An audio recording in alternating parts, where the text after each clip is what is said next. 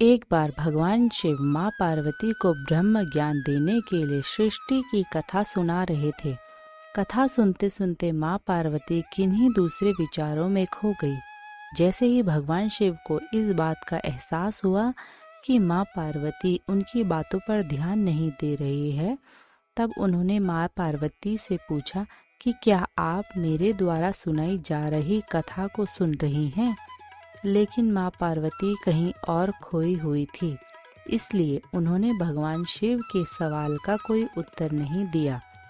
कुछ समय बाद जब माँ पार्वती का अपने विचारों से ध्यान भंग हुआ और वे अपनी दुनिया में वापस लौटी, तब भगवान शिव ने क्रोधित होते हुए माँ पार्वती से कहा कि आपने ब्रह्म ज्ञान का अनादर किया है।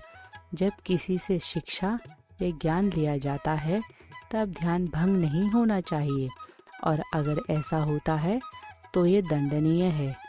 इसके बाद भगवान शिव ने दंड स्वरूप माँ पार्वती को श्राप दिया कि अब आपका जन्म किसी मछुआरे परिवार में होगा। अब दुख में डूबी हुई माँ पार्वती मछुआरों के एक गांव में पहुंची। इस गांव के मुखिया की कोई संतान नहीं थी।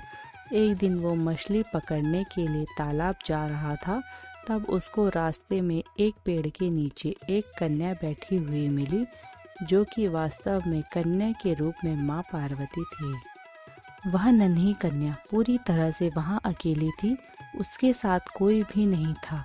तब मछुआरे ने इस घटना को प्रभु की कृपा समझा और उस नन्ही कन्या को अपने साथ अपने घर ले आया। माँ पार्वती उसी घर में कन्या के रूप में रहने लगी।